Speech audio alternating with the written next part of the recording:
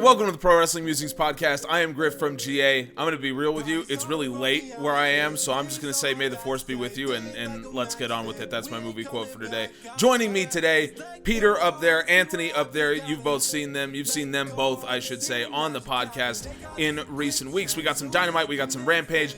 We've got tournament madness going on.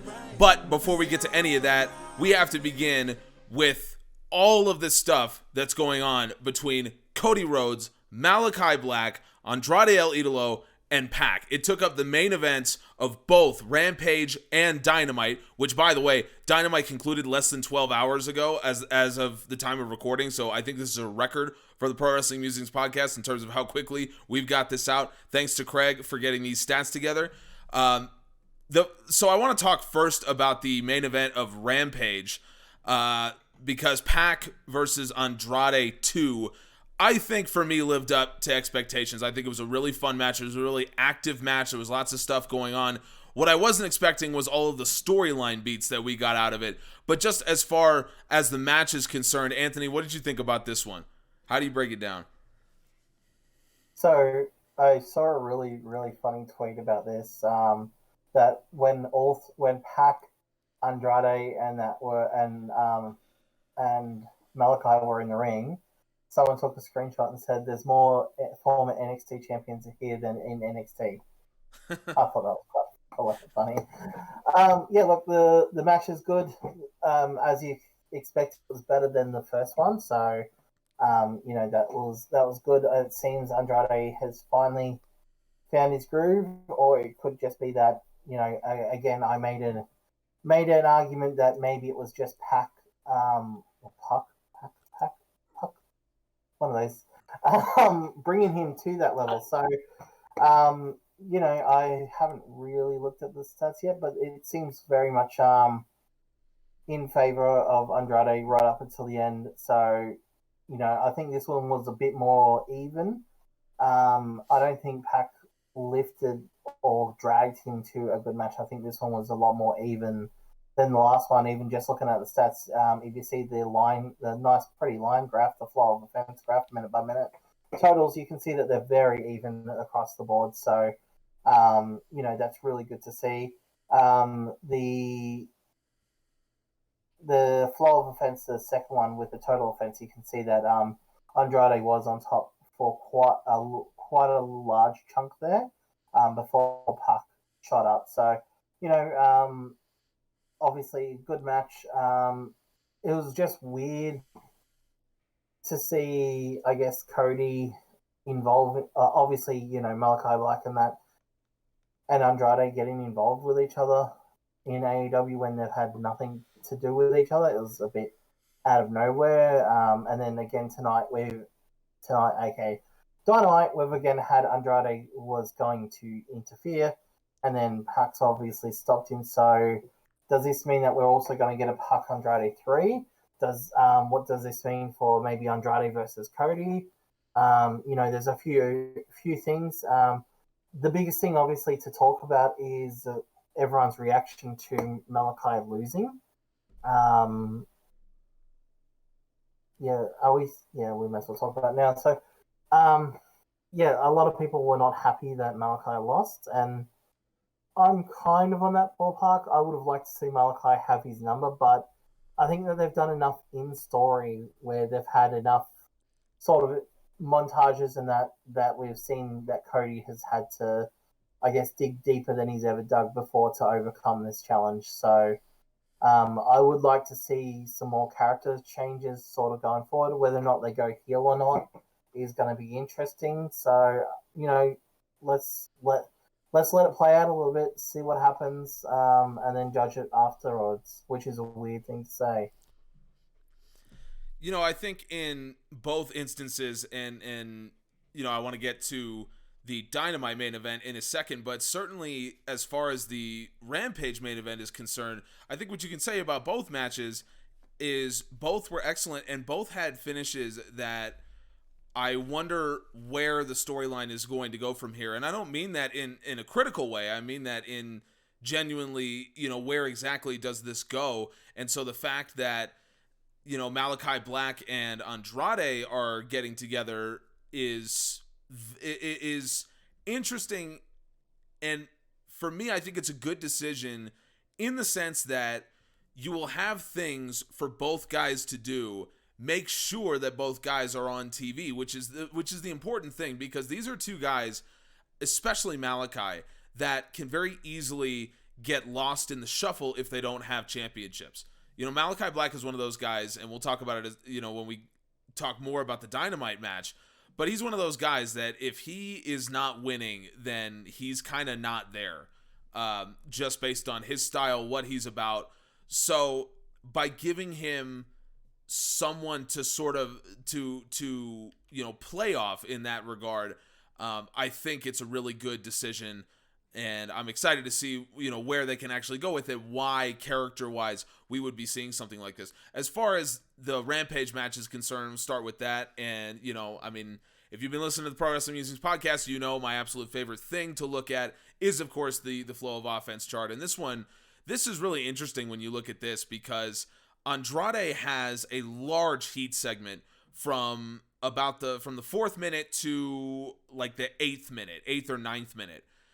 And Pac did not get any offense in during that. And I do not remember that part of the match. There was not a part of the match that I felt like Pac was not being active. And I think that is down to Pac's character, and it's down to his athleticism, because he can do things without really doing things. And that's what happened in that segment. You didn't feel like it was just a straight up heat segment. You felt like it was a little bit more competitive. I think that's one of the strengths that Pac really has. He can drag a competitive match out of anyone, and Andrade is more than a capable opponent.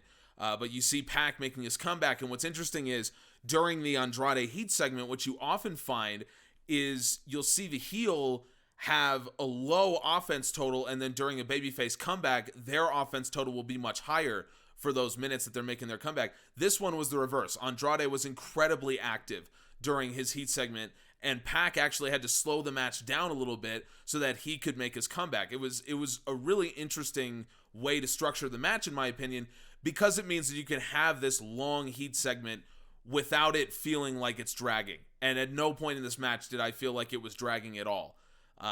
So then Pac makes his comeback, and then you get a very, back and forth thing until, of course, you get the finish.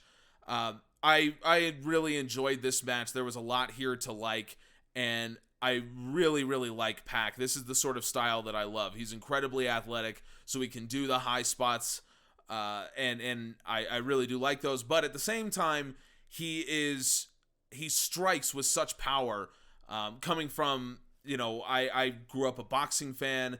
I love seeing hard strikes. I love seeing strikes that look like they have impact, and I don't think anyone in AEW right now throws strikes that look as hard as Pac does. So I got to give him credit for that. Peter, I want you, if you want to talk about the match, go ahead. But really, I'm curious what you think about the storyline part of it and Malakai Black getting involved, and how that leads us into what we ended up seeing in Dynamite. Well, first off, before we get onto the storyline, I think it's quite interesting. Looking at the actual statistics of the match, the two that really strike out to me are Park with 15 reversals to Andrade's 10, and also 3 fouls to 2 in favour of Pac. And I think it's quite interesting that he had to fight from underneath. He had to reverse the offense of his opponent to really get back into the match after that long heat segment, which you mentioned, Griff. I think that was a really, really telling part of the match about really how Pac was really having to really claw in and actually dig in and try and get into the match, which he ended up winning, obviously.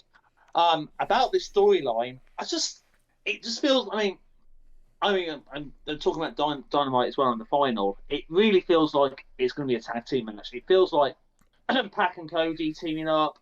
A lot of people talking about Malakai and John Day teaming up and how that's a very out of context weird team. But if you actually look at Dynamite and AEW the last couple of weeks, and John Day is finding friends from his past and using them to get back at people. You saw that last week with the Revival. Using the Revival to really get at the Death Triangle. And friends from his past at another organisation where they used to work, but he used the revival to get back at the Lucha Brothers. Malakai and Andrade, obviously they've got a history. If you combine the kayfabe of professional wrestling and the real world, obviously Malakai and his wife's ex-client in NXT was Andrade. And so it makes also, from a storyline, it makes a lot of sense to see that combination work together, try and take out their mutual foes in Cody and Pac. So yeah, I could see going forward, we're going to see a tag team match going forward. We can mix and match with matches. I mean, I want to see Malakai Black versus Pac will be a great match. That is going to be an absolute battle of fun that match is. And Cody versus Andrade could be a really fun match too. So yeah, I like where this is going long term, this storyline. So it's a really interesting look at why Malakai Black and Andrade is not completely out of left field the way that I think a lot of people reacted to it initially. But let's get to the elephant in the room, and that's of course Malakai Black being handed his first loss in AEW. This one, I will say this: the match itself, I thought, was a lot of fun, and it had this it was very different from the main event of Rampage. And again, my favorite chart that we do, the flow of offense, and you can totally see here that while you had on Rampage very much a heel heat and then a babyface comeback and a back and forth kind of thing, this is much more of a gradual build as both guys, they almost mirror each other, and as their offense, the offense goes down together, offense will go up together, and then you're kind of building up to the final crescendo of the match. Now, I think a big reason for that is because this was a lot more of what I would call a sports entertainment style match, and I don't mean that as a drag of the match necessarily. I think there is room for that style, but it must be said that there was a lot of interference in this match. I mean, there was a lot of gaga in this match between, a potential chair spot, then a table spot, then Arn Anderson getting involved, and Jose getting involved, and then Andrade getting involved, and then Pac getting involved, and like all of this stuff happening. It was, for me, I enjoyed it because it really kept me on my toes. So this is the kind of stuff that you can't overdo, but I liked it. And then you get towards the end of the match and both guys are just going hell for leather, Malakai Black and Cody Rhodes. My only issue with the whole deal, as much as I enjoyed the match and the way that these two guys played off each other, my issue at the end of the day is where exactly are we going with this? Like, if there is a direction, and I assume there is, then that's, it's fine with me. I'm curious what happens.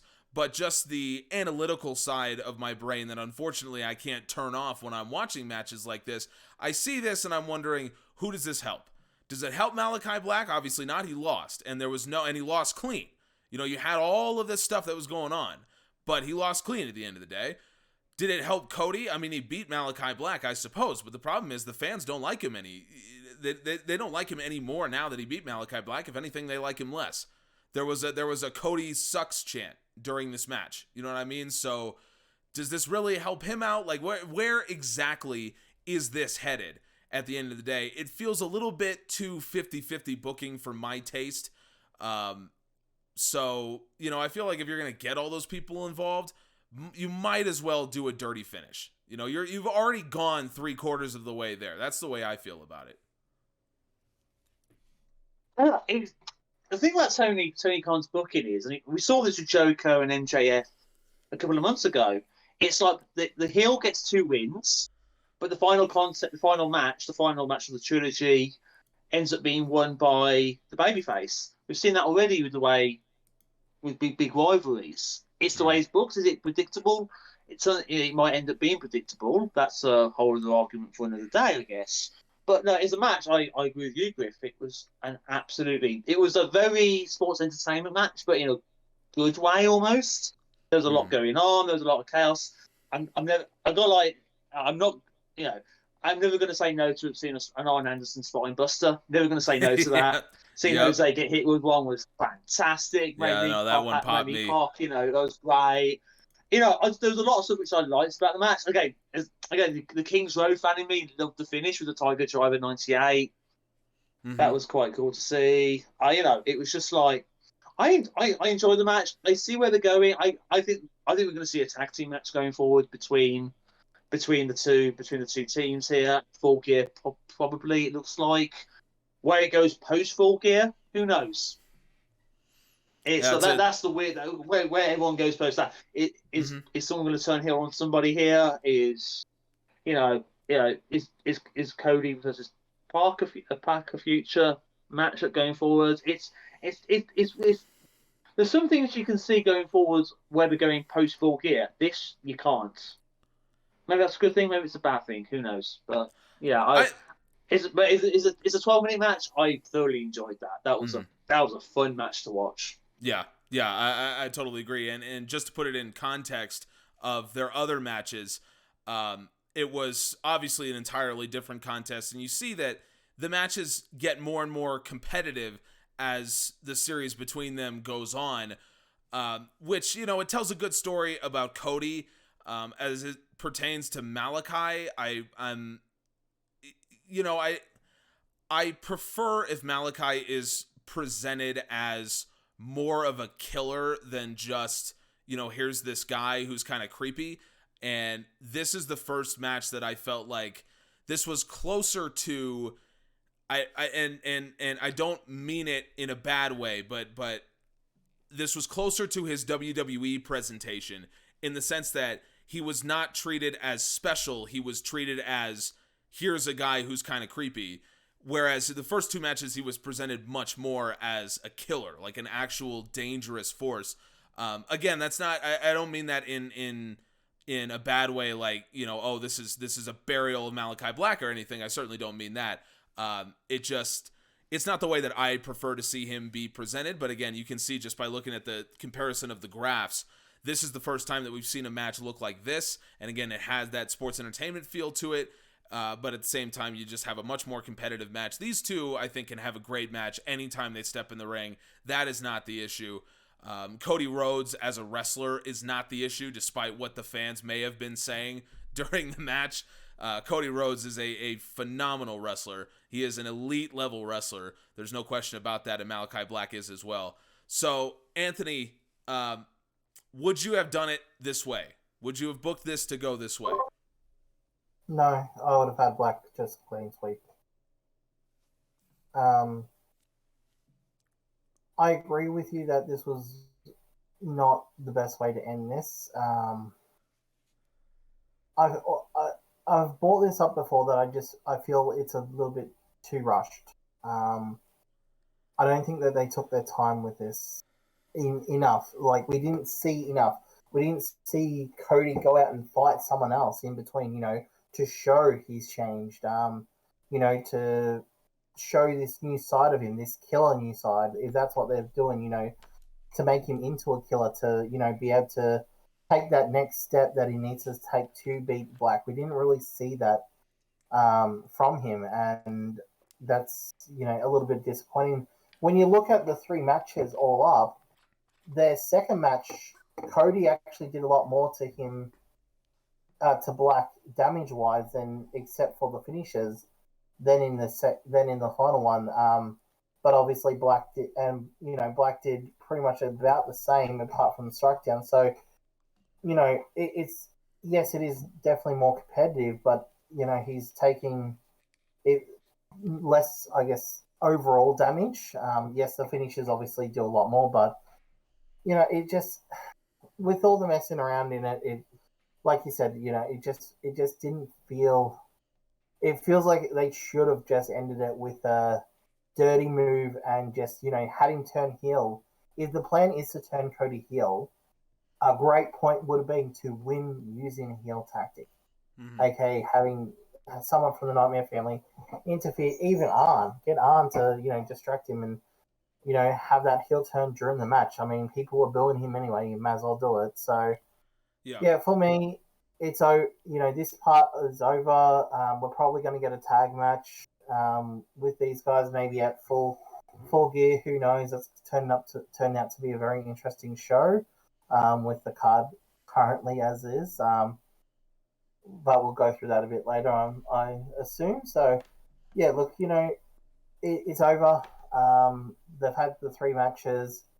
Cody has won. Malakai has lost. I agree with you that I just don't know what anyone really gets out of these 3 matches when we really haven't seen growth from one of the participants. And yeah, it was weird.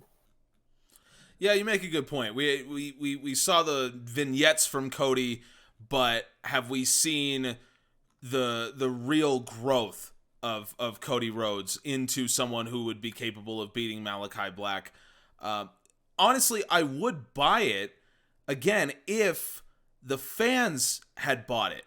But the problem is the fans have totally turned on Cody, so you're stuck in a situation where you're trying to tell the story of a babyface redemption, and the fans just were not buying it tonight. I don't know if that's an Orlando thing.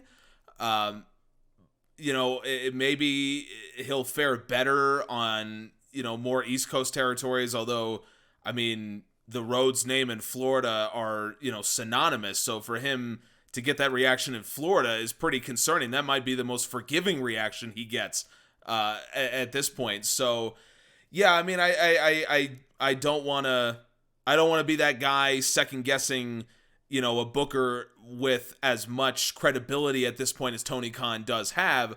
But there are these certain concerns, as myself, a huge fan of Malakai Black, that I have in saying, are you doing right by this character? So long term, I hope the answer is yes.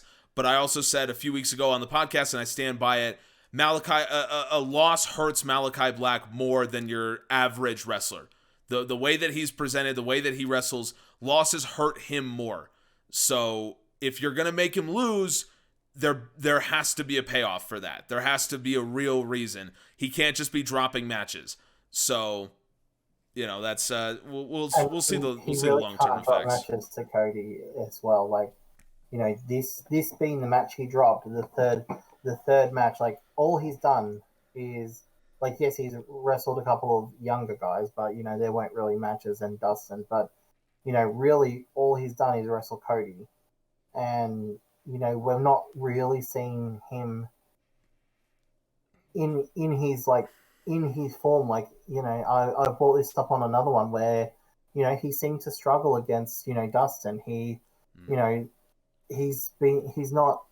hasn't gone out and done that, just kill someone, just absolutely murderize someone. Yes, he did it kind of with Brock, but not, consistent, just killing people for killing people's sake. So it will be very interesting to see. But yeah, I very much agree with you.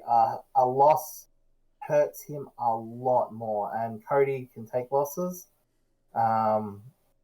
where Black just, it doesn't fit him. Like, yes, he is going to lose, but why have his first loss to Cody? Like, it doesn't feel right, especially if you're going to turn him baby.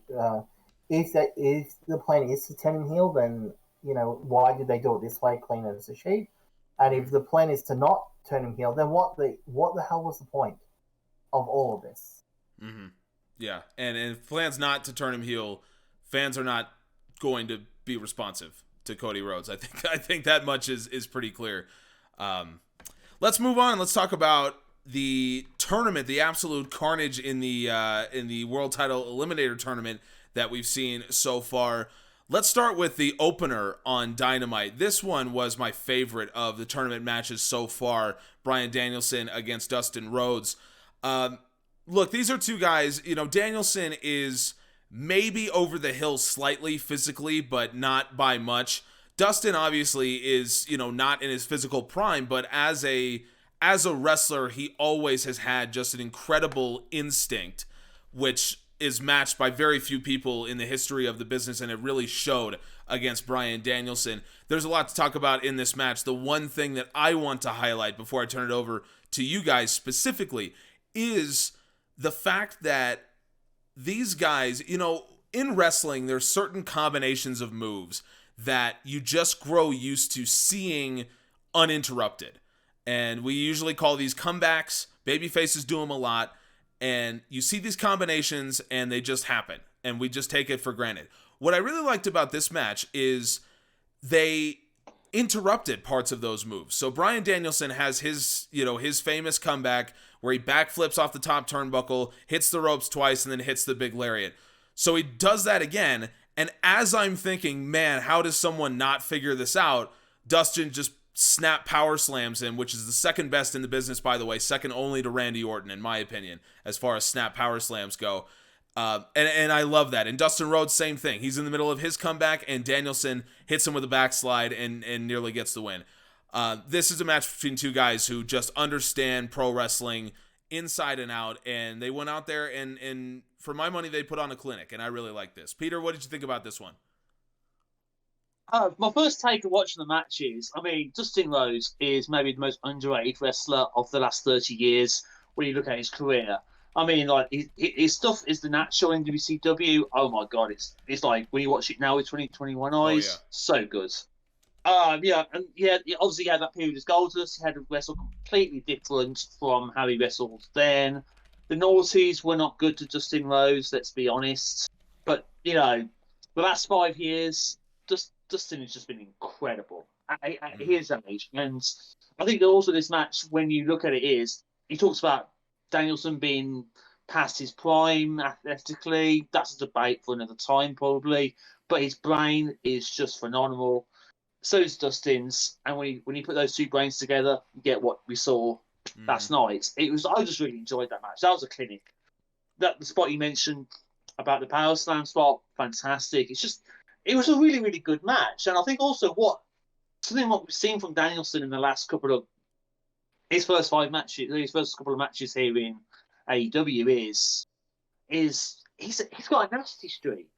He's got that little nasty streak where he can really turn up the volume and be the American Dragon. And the American Dragon doesn't breathe fire because he's a nice guy. He breathes fire because he's a vicious SOB. We saw that in Ring of Honor. Yeah, we saw that in Ring of Honor. The American Dragon in Ring of Honor at Unified against Nigel McGuinness. McGuinness makes one mistake and bang, Danielson just goes for it. And that is the same. That is the American Dragon we're seeing now in AEW. I don't know if you guys, we're going to probably spoil going forward about the Eddie Kingston match about what and his victory with Lance Archer, but I don't know if you guys have actually seen the interview post Dynamite with Eddie Kingston and Bryan Danielson. Have you guys seen that yet? I have not seen that. It's really interesting. They do basically. Schiavone interviews both Kingston and Danielson, and Danielson, for better or worse, is a complete dick to Eddie Kingston. He talks about him not being a good athlete, him not being prepared to wrestle. He doesn't put the work in before matches. He goes after Kingston for his out of ring preparation for matches, and it's like when you watch that, you go, "Is Danielson a heel now?" It's quite staggering to watch. It really is. Like, I'll recommend anybody watching this, just watch that after listening to this podcast. Just watch that interview to realise that Danielson, he's got that little he's a babyface. He's shown the babyface tendencies in the matches, but also he's got that 5% in him, and it's just turning up the volume just a little bit with every match of him being a dick at times, and it's really, really. I think the Danielson presentation in AEW has just been top notch. I mean, him winning matches differently every time. He's won with the Captain Mutilation. He's won with a big knee. He won with the guillotine last night. We're seeing him different ways of him winning these matches, which that's what the best wrestler in the world does. Yeah, he just finds ways to win matches differently instead of having to makes it hard for the opponent to scout him going forwards in psychology. So I'm in love with this Bryan Danielson character right now. I'm in absolute love with it as a wrestling fan. Yeah, no, very well said. I absolutely agree with you. One of the things that always stands out to me from very, very early on in AEW's history was some talk from, I believe it was Kenny and Tony Khan and Cody, like a few of those guys that were saying, one of the things that we like about AEW, we're not going to push just a straight babyface heel dynamic. We're going to have characters that exist in more gray areas and be a little bit more interesting than just your typical babyface and heel. And there was a lot of confusion at the time about what that might have meant and whether or not that was a good idea. For me, Bryan Danielson is the exact personification of what that means. Because it's not someone who sometimes works babyface and sometimes works heel. At the end of the day, he's more like a real person. Look, he's a good dude, but at this point in his career, with what he's done and what he's accomplished and why he's in AEW, he has no patience for anyone who he does not perceive to be on his level. Like the vitriol that he talks, like you said, to people like Eddie Kingston or, people like that, or the way that he treats Dustin Rhodes or the way that he treated Bobby Fish is a lot different than the way he treated Kenny Omega. At the end of the day, he might not like Kenny Omega as a person, but you can see even a begrudging respect for Kenny Omega as a wrestler. And he doesn't have that same level of respect for everyone else in AEW. So to me, it's a really cool wrinkle on his character and one that makes a lot of sense given where he is at this point in his career.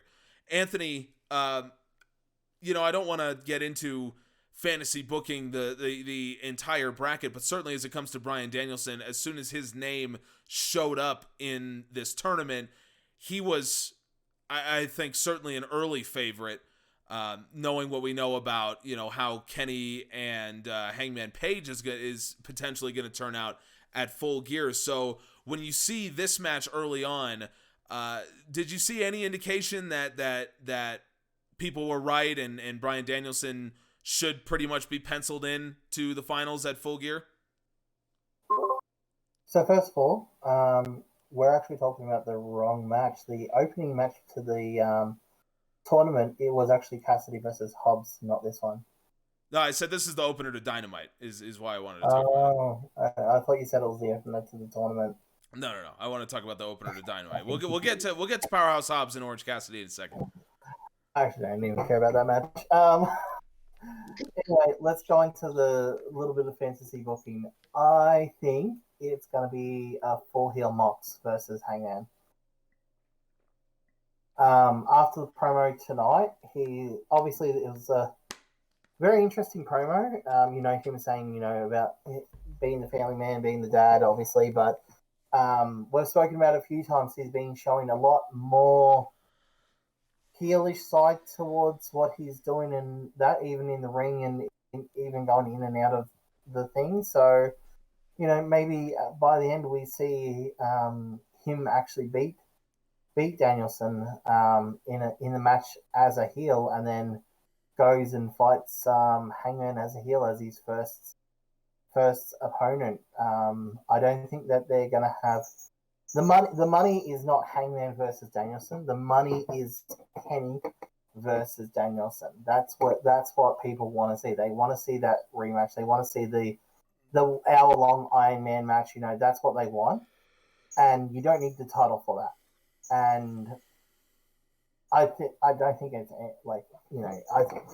I don't know how many people think that Kenny's gonna I don't think that they're gonna let Kenny win against Hangman. Hangman should definitely win at Full Gear, and I think judging by that, his first opponent shouldn't. I don't think Danielson would suit as his first opponent in his current character. I do like what he's doing, but I think a full heel who would be very physical, not technical, very physical, which would be Mox, would suit a first challenger, especially someone who could take a loss. Let him defend it. A lot of people have talked about him being the shortest champion. I think that if that is the case, they're probably going to let him at least defend it once, and defending it against someone of Mox's caliber who is a former champion, who does have a legitimate chip on his shoulder and probably, could use a bit of a change in his character. I think that's probably where it's going to go, but, I'm excited to see the final match between Danielson and Mox. I don't think anyone sees it going any other way. So, that will be a really good match, and whoever wins, it'll be interesting to see what they do against Hangman. Well, with these kind of 10's tournaments, going you to never be. know. Sorry? You don't think 10's going to beat Moxley then, Sorry? Anthony? You don't think 10's going to beat Moxley then? No. No. I'm very interested to find out why 10 was involved in the tournament bracket. Like, it makes very little sense, but I know that a lot of the guys have like past history against each other and all that, and it does, but it's not recent enough to sort of be like, okay, these guys have like this heated rivalry. Like, anyway, it'll definitely be Mox versus Danielson, definitely. I think we go back to how Tony Khan books about things getting a bit not predictable, but it just feels like I think 10 is basically going to be the guy who's going to get murdered by Jon Moxley in the first round, kind of like how Sonny Kiss was basically beaten very quickly by Kenny Omega in the tournament last year.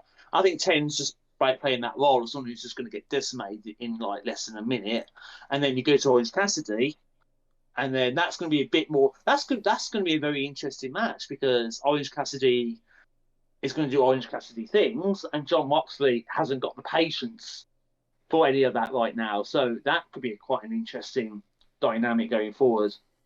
Should the upset not happen, and like I get what you mean about the brackets looking a bit weak on some points, but I think the 10's there for a reason, and it's not going to be pretty. Let's be honest. It's I get why he's in there. I hope it's longer than a minute. 10 is and should be presented a lot differently than Sonny Kiss was. So I think I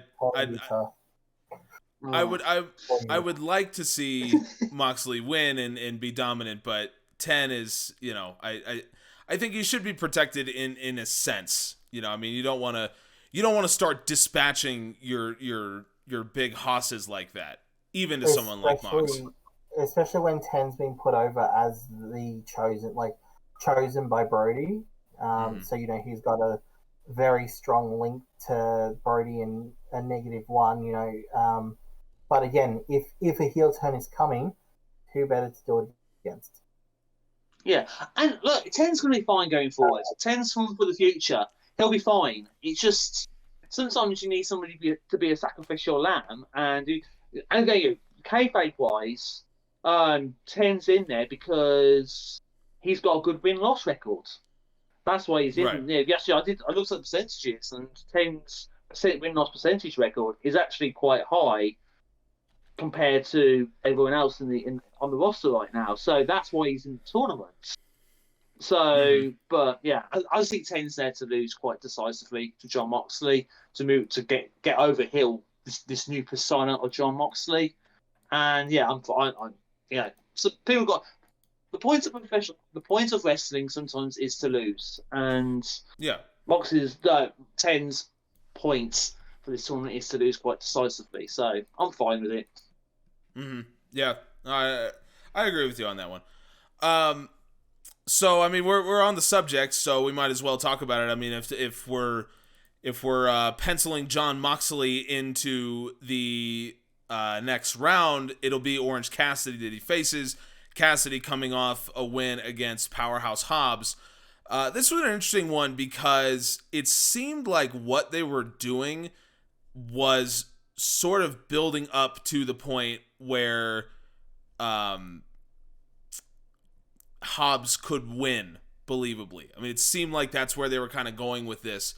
So it was a little weird to me that that Cassidy ends up with the win. I don't know. I mean, maybe that's a little unfair.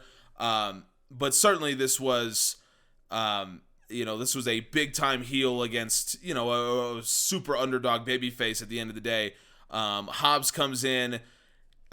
He's Cassidy lands more strikes than him. He outnumbers him 2-1 in terms of strikes, which, as we talked about a lot, AEW loves to do that with their big monsters. They often have them lose in terms, fall behind in terms of volume strikes. Often they will have them fall behind in terms of match offense percentage. They'll often get less than 50. At this point, it was 50-50 in this match. But Will Hobbs had 11 big offense spots. Orange Cassidy didn't have any. Cassidy wins with a roll-up. It doesn't count as any kind of... It doesn't count as big offense. So, yeah, I mean, it was a little weird. I mean, I'm fine with Orange Cassidy moving on. And I think if the goal is to turn Moxley into a heel, this would be a pretty solid way to do it, is to go up against 10 and Orange Cassidy. So if that's your goal, then Cassidy seems like the guy. But as it pertains to Powerhouse Hobbs, it feels like he loses a lot of big matches, which, again, it's fine. People can survive losses. It's okay. That's all right. But you want to be careful with your hosses. Like I said, you gotta protect these guys to an extent, because they will lose their aura at some point. I don't think it's happened yet for Powerhouse Hobbs, and Cassidy's well protected, so I don't think that's happened. But yeah, just something to be careful with. And I thought this match was good enough for what it was. Probably is there to serve a greater purpose in the context of Mox's character and the tournament. Peter, what'd you think about this one? I think the main focus at the end was certainly Hobbs' temper. It was like, he got into it with Remsburg, and he got, and Taz is screaming at him not to lose his temper. Excalibur was focusing on that character trait of Hobbs during the finish. So I think that's something that I think we're going to look at going forward. Is really in storyline, Hobbs beat Hobbs almost. He was in control. He lost the temper. Mm-hmm. Cassidy took advantage. Cassidy, is basically a veteran compared to Hobbs, and he took advantage of it. And Hobbs beat Hobbs to let Cassidy beat Hobbs. I think that's something that might be going forward. Is maybe like, I'd like to see Hobbs maybe just do a big act of violence towards somebody to get him over, to get him out. You're talking about protect your horses. The way you protect your horse is have him do violent things to people. Yeah, so that might be something going forward, is to see Hobbs do something that gets him really, really over to a babyface and gets a match going forward between him and somebody else. Who that is, we don't know, obviously, but that's something we can do with Hobbs, I think. And I think with Cassidy, I think Cassidy is there to lose to Moxley in the semi-finals, it looks like. And that's going to be a great match because of the character traits and Moxley having no patience right now, and Cassidy doing Cassidy things during that match. It's going to be a very, very, very interesting dynamic, that match going forward. Is that in 2 weeks, I guess? I believe so. I don't think they announced a date for that one yet.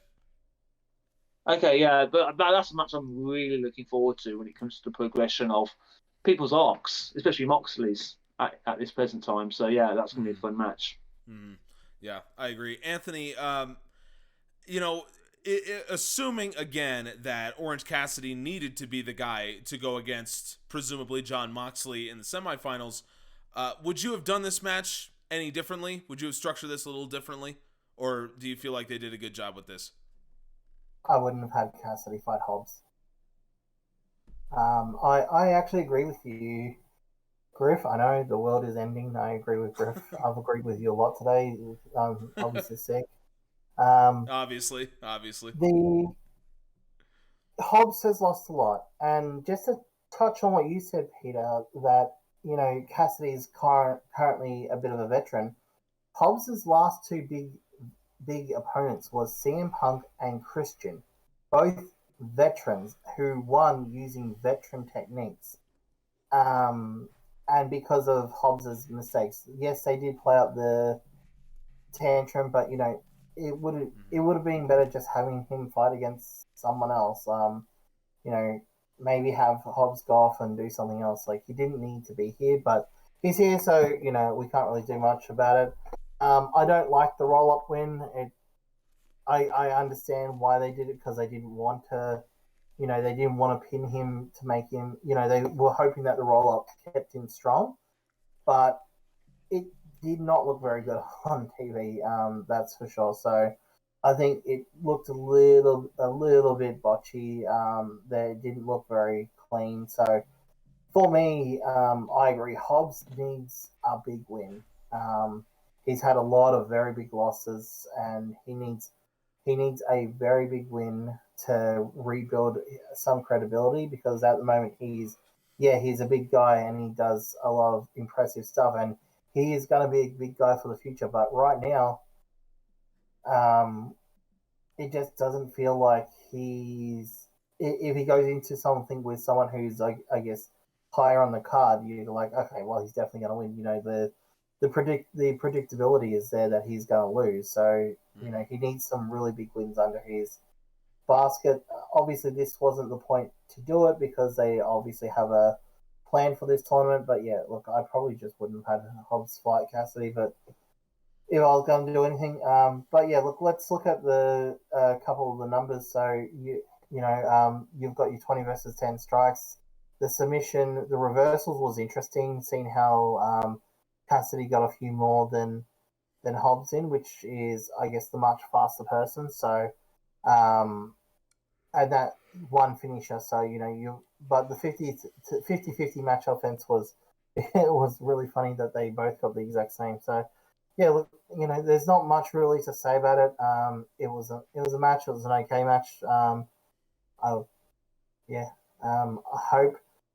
they do not have Cassidy fight Matt Hardy again. Please no. Not again. Please. I think Hardy was in the. They showed him in the crowd at some point. So.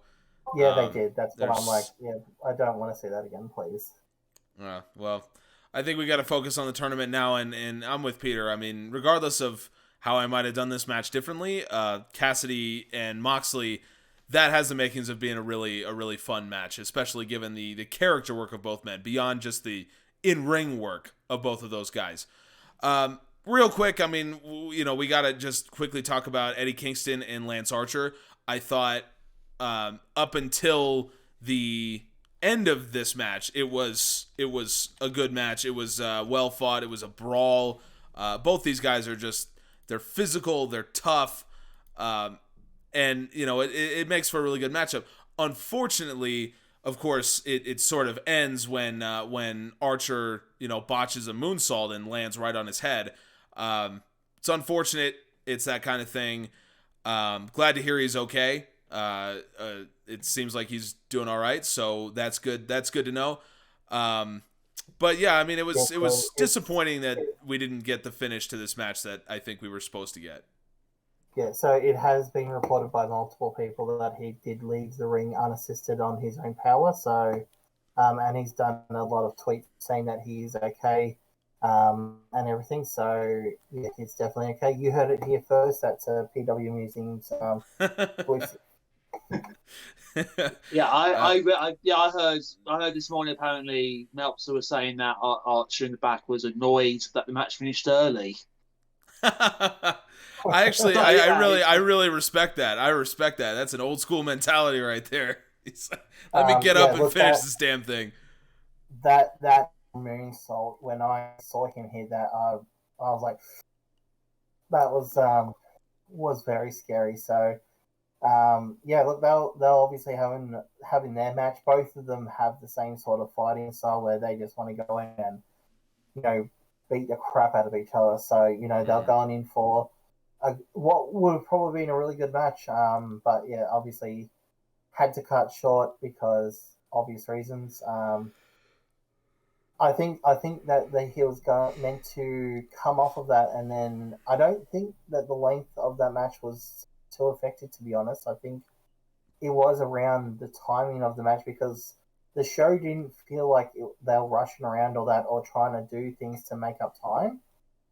So I wonder if the timing of that match, because it seemed like maybe he was supposed to come off of that and miss anyway, because obviously that's what happened, and then Eddie was going to come up and then do his swinging back fist punch. Because because that's what the position, like when you watch the match, that's what the position he was in what seemed to be. So I think that that was, even though he botched it, I think it was very close to the ending anyway. Like that, I've got absolutely zero evidence to prove this, but because I said it is true. So yeah, that's fair enough. Look, here's the thing, though. Australians are always right. Another PWM exclusive. The thing, though, is I was actually really impressed with the way that Kingston ended up saving that thing. And I have been critical of Kingston's in-ring ability in the past. I think that is by far the weakest part of his game. But I think that is due to, I think, just a lack of natural athleticism on his part. And I don't mean that in a disparaging way. I think that's just, some people are just born not great athletes. I'm one of them, so that's why I can say that. But, so Kingston, I think, physically is not on that level, but mentally he very much is, and you could tell by the way that he came in and finished this, because it did not look like a sloppy, okay, we need to do a different finish because I can't now risk hitting you in the head after watching that happen. He looked just incredibly frustrated. He knows that Archer was totally dazed. And so he, like, the way that it looked, if they had used a different camera angle on that moonsault and we hadn't seen Archer's head hit the mat, you may not have known that was a botch, the way that Kingston played that off. So I think credit to Eddie Kingston. He did a great job with that. He saved the finish so that it didn't look like just such a rushed, situation because of Archer's injury. So credit to him for that. And we're gonna get Kingston and Danielson in the next round. So I think Danielson's probably gonna go ahead and win that. I think Danielson is a good match with Kingston because of the aforementioned, Danielson's technical ability can really help out Eddie Kingston in this match. So I'm excited for that. It'll be a decent match. I don't think it'll be as good as Cassidy and Moxley, but I think it'll be fun. I want to talk about what for me was the most disappointing match of this week on AEW, and that was Britt Baker against Andrade. Britt, I've been a massive advocate for how good Britt Baker is in the ring for a while now, and Andrade, I think, is one of those real up and coming stars that has a lot of potential, and I think generally speaking, we as fans expect a lot out of her when she's wrestling. And this match, I don't know what happened. I don't, like, the chemistry just wasn't there. I don't know if Andrade was hurt or what the deal is. I don't want to speculate, but she looked slow and missing spots, and she did not look impactful the way she usually does. Like, a lot of her kicks tend to look really good, but this match they really didn't. And I don't know necessarily what happened, but when I saw this match, I was really excited. I think these are two really good workers that have really good chemistry. But yeah, what we got was not really that.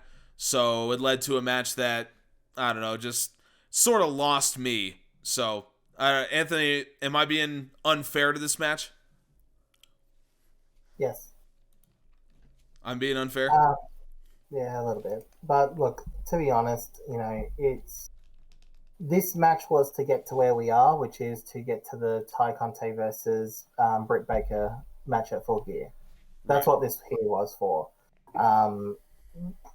Anyone who knows that Andrade knows that this is, like, I think her 20th match in professional wrestling. Like, she's not been there for very long. And if we remember, she has been out for injury. I think that it might have been a mixture of nerves. It might have been a mixture of, the moment.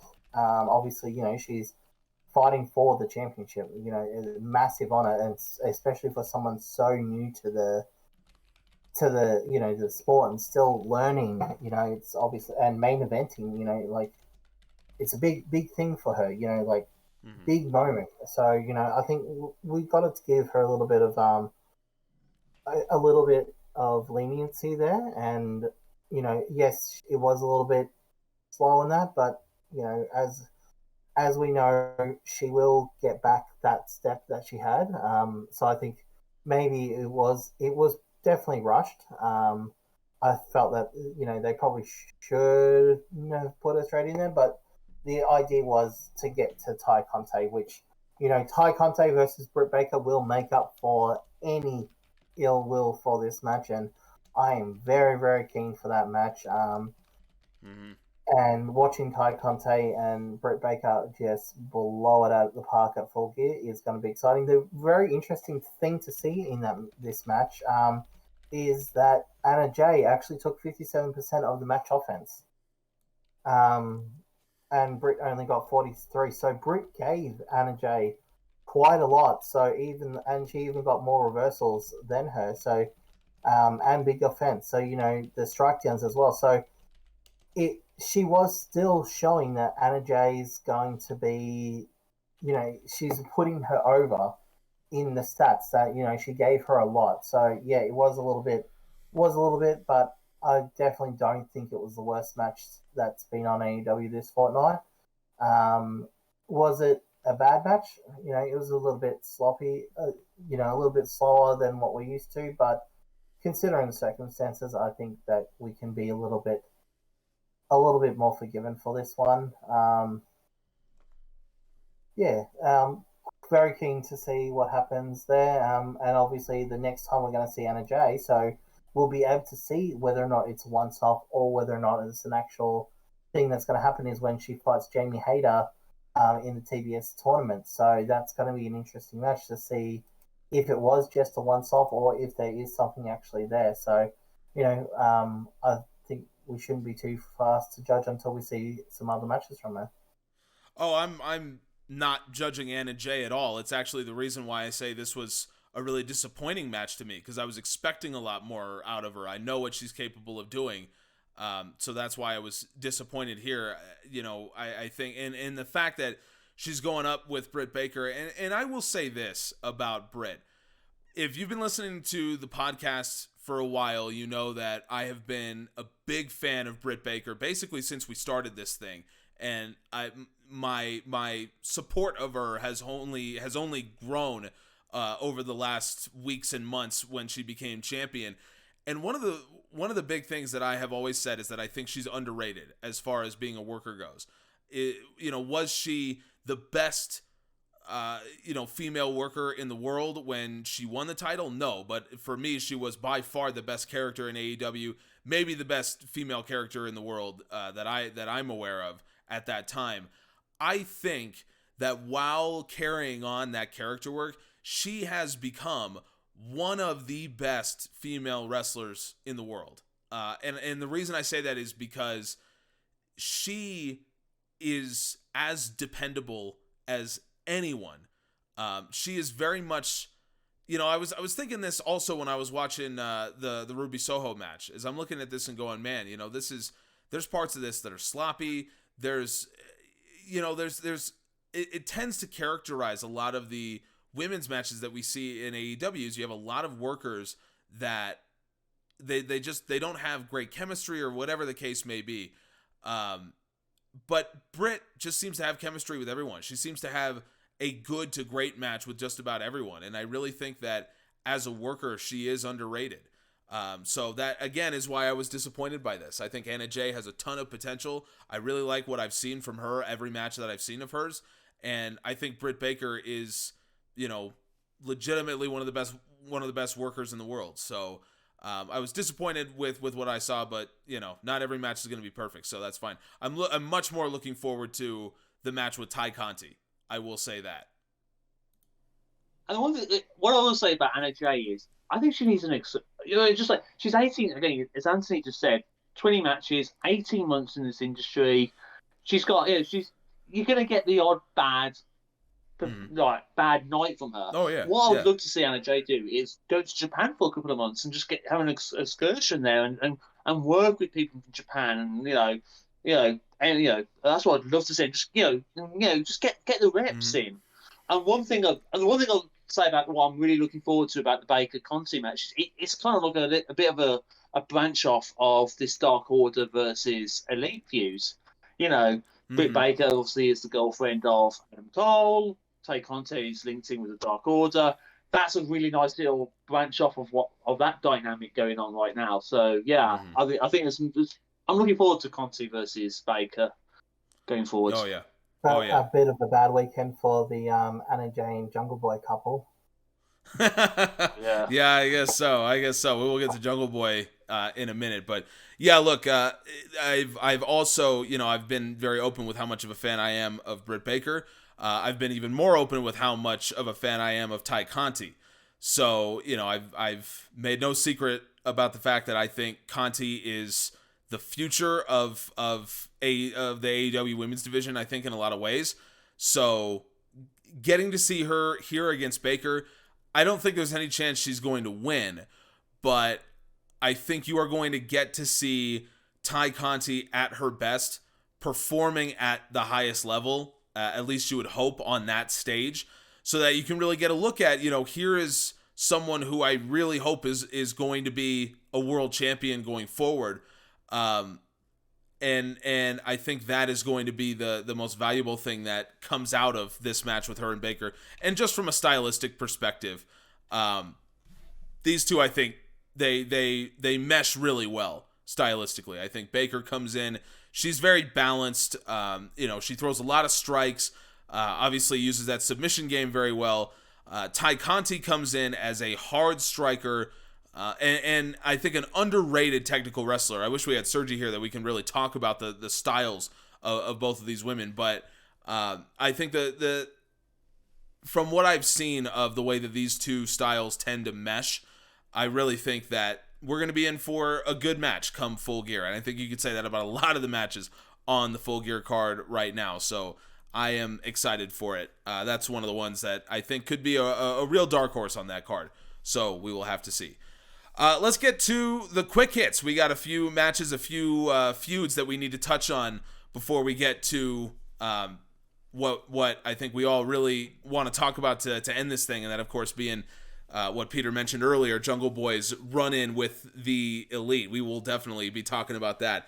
But as we get into the quick hits, let's start with Bobby Fish in action again, this time against Anthony Green. The match was, not a ton really happening here. I really like Bobby Fish. He didn't really get the reaction from the fans that I was expecting, which I was a little disappointed by. The fans have sort of cooled off on him, but I think that has a lot to do with the fact that he doesn't really have that much of a character, at least until the end of this match. So he hits, I think they're calling it the last rites, the sort of the kick that he does, which I think is great. I love that. And then he hits that, he wins, goes back, attacks Anthony Green, and then CM Punk shows up, stops the attack, and it looks like we're going to be getting Bobby Fish against CM Punk on Dynamite on Wednesday. So that's going to be a fun match. Obviously, CM Punk's going to win, but I think Bobby Fish is really justifying why he is in AEW now. Peter, what do you think about this one? Yeah, Bobby Fish is a very, very, very good professional wrestler. Let's put it that way. And CM Punk, you can imagine CM Punk said to Tony Khan, "That one, please. I want to face him." You can imagine that conversation went on. Bobby Fish is absolutely massively underrated. And you can see it. That match against Danielson was terrific last week. Just a really good match. It's CM Punk, another match with CM Punk to climb the ladder, increases difficulty in matches post Darby Allin to going where, and then he'll get them. Well, I think they'll go with, and he'll end up facing a former champion sometime in the future, and then maybe a world title shot. I'm really looking forward to that match. I think it's going to be a really, really, really, really good professional wrestling match between CM Punk, and we might see a body slam at some point. Who knows? We might see the most dangerous move in pro wrestling, a CM Punk body slam. Exactly. So yeah, that's gonna be fun. I'm with you on that one. Anthony, what'd you think about Bobby Fish versus Anthony Green, and any thoughts on our upcoming Bobby Fish versus CM Punk match?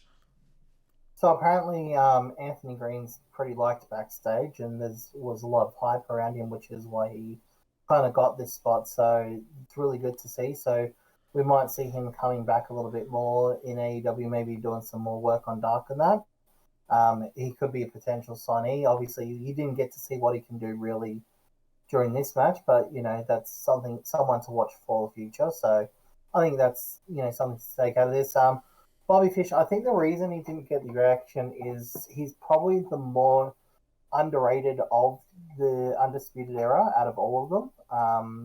He never really had that individual run. He was always that tag guy, or the second. He was never really front and center compared to where you had Roddy. In his own little story, you had everyone, Kyle doing the air guitar, but you didn't really have much from Fish. So I think this is a really good role for him to sort of, I guess, reinvent himself and show, this is what he is. This is who he is. So I like his style. I like what he's doing with his matches, where he's attacking the body parts and that. It's really good. That's my style of wrestling I really like. So, and more of that, please. I'll have some more of that. And yeah, this is all about, raising CM Punk up so he can, get those wins and work up that ranking. Mm-hmm. And the last thing I will say about this is during this match, and actually a couple times during the show, they cut to Tony Nese, who was sitting in the stands.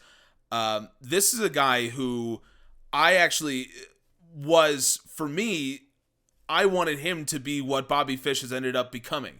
I said when he got released, this is a guy I'd love to see in AEW, not to get a push, not to get a main event push the way that I wanted to see Malakai Black in AEW, for example, but a guy that you can throw in there. He's a tremendous wrestler. He can have a great match with anyone in AEW, and you put him in positions like this. So Bobby Fish has become that. I hope that Tony Nese is going to be the same thing. And I think since they showed him, there's no doubt in my mind that he's going to get a match at some point. So I really hope that he does well, and we'll get to see more of Tony Nese in AEW. The Premier Athlete gimmick is, I think, really underrated. So and that's definitely the gimmick he's going to be going with. It's said on his locator on his lower third that he was a Premier Athlete. So I'm open for some good stuff here from Tony Nese. Just because this. Say again. It was interesting to see him, but there's been he's been backstage quite a lot. I think our friend at bodyslam.net, Cassidy, actually has reported on this a few times as well. And I know Fightful definitely has as well. So yeah, he's been backstage for quite a while now. So I guess that they're ready to start something with him. Yeah, Cassidy's definitely been all over that. So I'm open for some good stuff. Again, I really like Tony Nese. So just because this is in quick hits doesn't mean it's bad. In fact, it was very good. There's just, I think, not a ton to talk about until we know more, but it's of course the MJF Sting Darby Allin situation. This I thought was really, really good because MJF is just a phenomenal promo. He really let loose on the fans in Florida, and the fans, they just eat it up. I mean, it's really one of those things that, this is stuff that like Gorgeous George was doing in the 50s. And so you're like, how can you still get heat from insulting the hometown fans? Not everyone can, but MJF certainly does, and he is the best at it, in my opinion. So I loved MJF's promo. They beat down Sting. There's no better way to get heat than to beat up Sting. Look, I don't, at this point, I think there's no telling exactly how this feud's going to go. We just have to give it time. We just have to wait and see what the deal with Darby Allin is. But at least from MJF's perspective, the promo work that he's doing is just excellent. And then continuing to just plant those seeds for Wardlow to turn babyface. Because then we saw MJF saying he's going to give him an accountability buddy, I think is what he called Sean Spears. and the Spears' reaction to that as well was excellent. again, just proving that Spears, again, like Bobby Fish, like Tony Nese, he may not be a main event guy, but he's a guy that you want to have there because of, you know, how valuable he can be in those other roles. His facial expression when MJF said this was fantastic. Go watch the segments with MJF and the Pinnacle. I really enjoyed all this stuff. Yeah, no, I agree with you. I mean, MJF, we were talking about the FTR and John Day situation earlier in the show. That moment with MJF and John Day was a really, really cool moment because he was like, there's a bit of like, what's going to happen here? Then they hugs. There's still a little bit of tension. It's actually good to see these factions not be together all the time, but play roles in each other's lives almost. That's really fun to see with the Pinnacle at the moment. Regarding the segment, I mean, the Lex Luger line, ouch. That's what I'm going to say on that. That was, wow. Ooh, that was... but yeah, my boy Sting got hurt again. Stop beating up Sting, everybody, please. He's a legend. Please don't. Stop beating up Sting.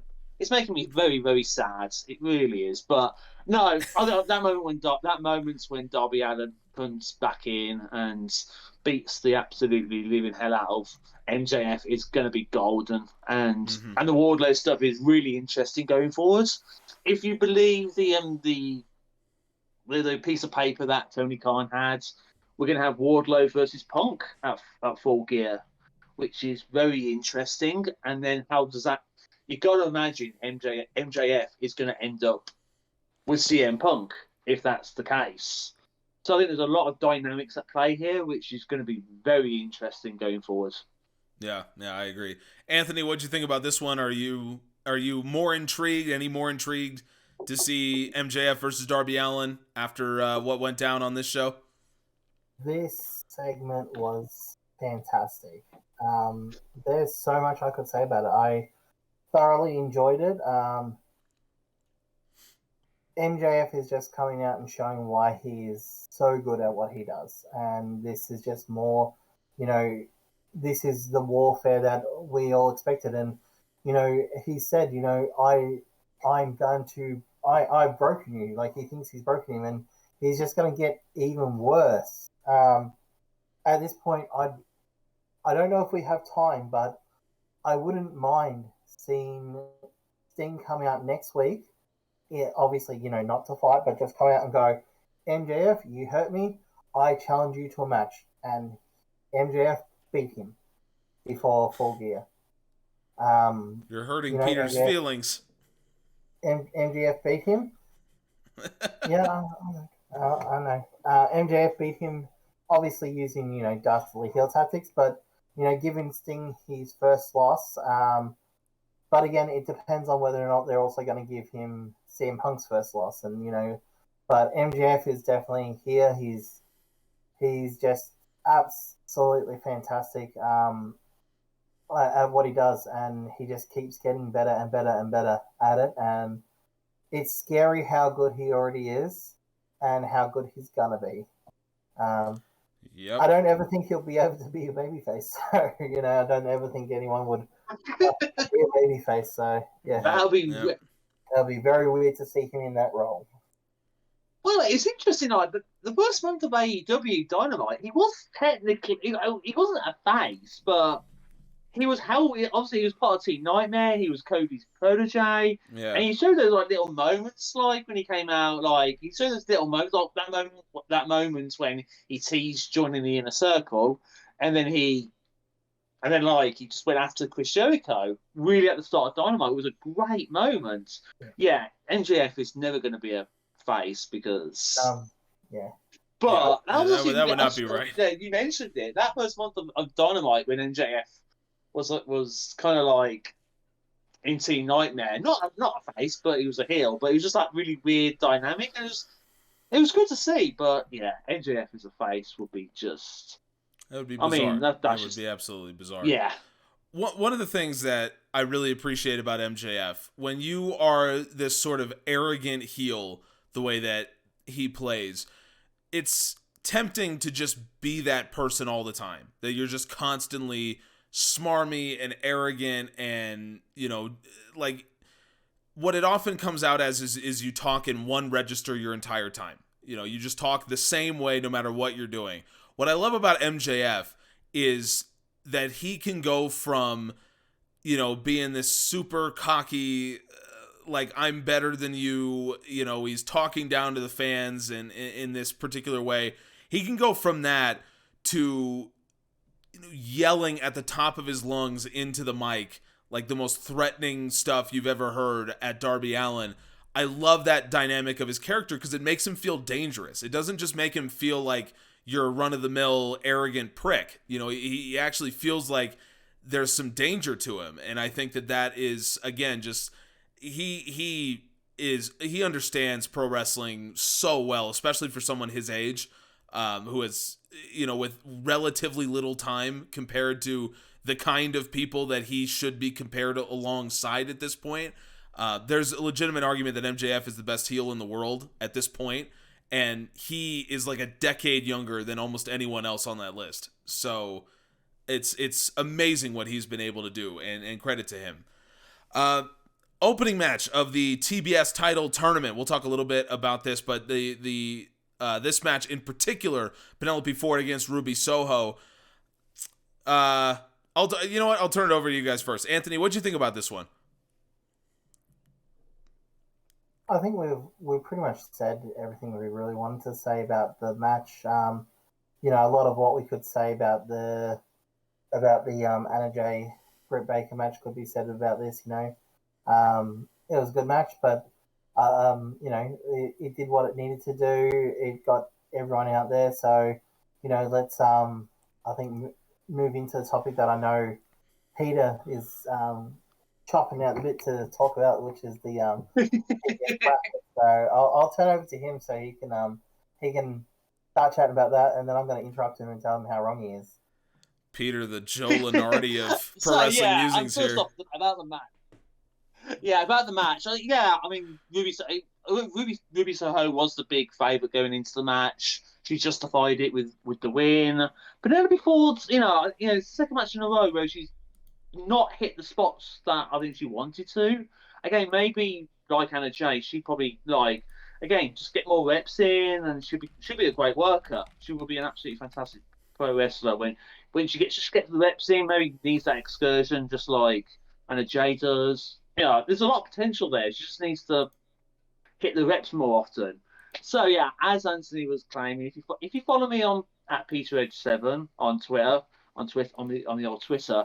I'm very much a big nerd when it comes to brackets and analysing and where things go. I'm a madman in March when March Madness happens. Literally, I've got a massive thing on my wall with like brackets. I'm just a very big nerd.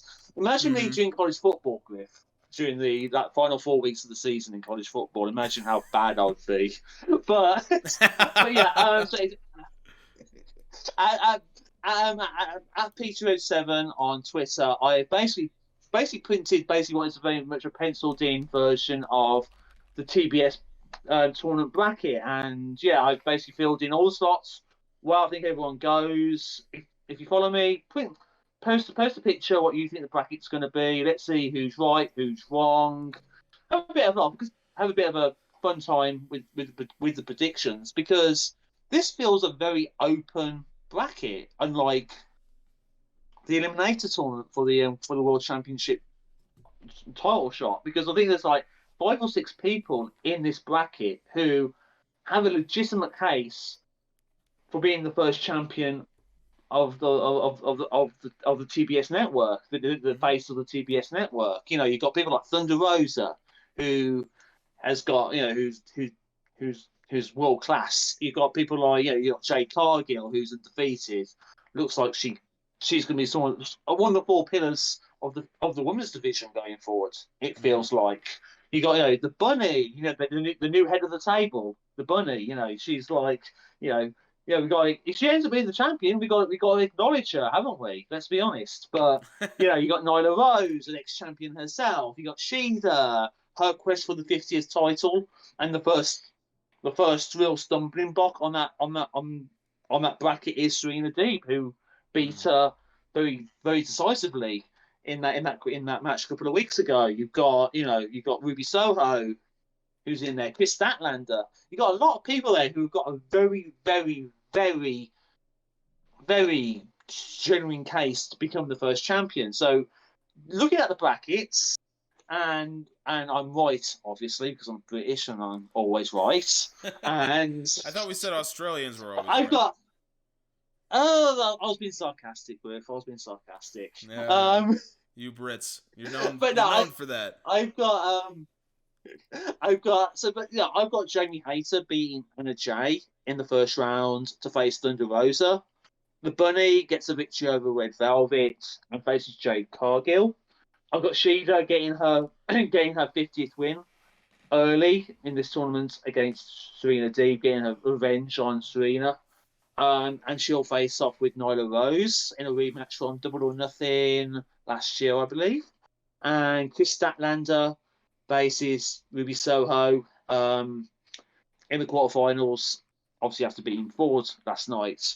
Then I've got Thunder Rosa against Cargill in the semis, after beating their respective opponents. And then I've got Shida beating Nyla Rose, Soho beating Statlander, Cargill and Soho win their semis. So that'll be a Jade Cargill versus Ruby Soho final, with Ruby Soho winning, becoming the first ever TBS champion. Tell me I'm right, Anthony. You're so wrong. It's not even funny. Go on, tell me what I'm wrong. Go on, teach me. So I agree. Jamie Hayter needs to go through. She needs some couple big wins, and Anna Jay's just had a championship match, so her losing is fine. Bunny, I agree with beating Velvet because Bunny has improved a lot, and also she is the head of the table, and we must acknowledge her. Yes. I have gone the opposite of Serena Deeb just having Shida's number and beating her. With this eventually to lead towards Shida heel turn. Obviously then we've got Statlander versus Soho. I would like to see Statlander actually win, but I think they will have Soho go. But I think Statlander's one of those like day one people. I think giving her the win over Soho would make a lot of sense here. So I would like Statlander to go through. Then I'd like to see Deeb beat Nyla Rose because Nyla Rose shouldn't go through any further. Then Jade versus Bunny. Jade will win because Jade is amazing. Jamie Hayter versus Thunder Rosa. Thunder Rosa will win. And then we'll have Thunder Rosa versus Jade. Now this one's going to be a very, very interesting one, a one-on-one match. Now, obviously Jade's got the undefeated streak going on. But she's not ready to be a champion yet. She's still very green. So Thunder Rosa going through, and then Statlander versus Deeb going through. Serena Deeb versus Thunder Rosa for your championship match.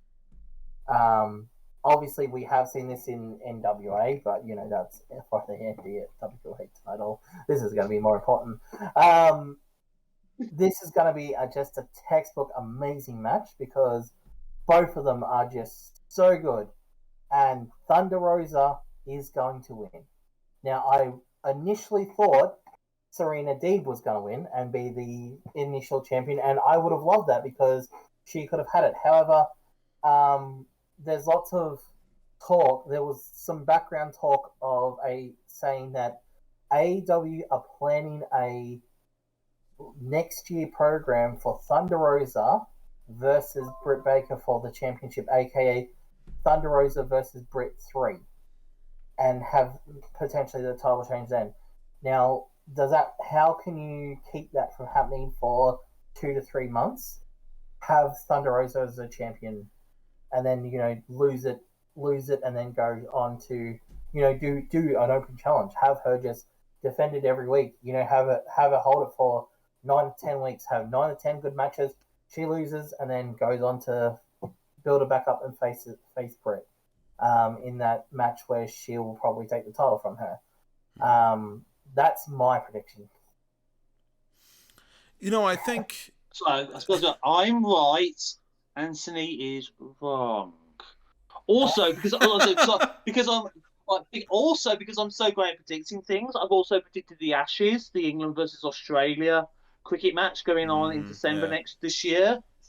England win the Ashes. I just want to put that. That's have you predicted rugby Six Nations as well? I mean, can you give us your pick on this? Rubbish. How about if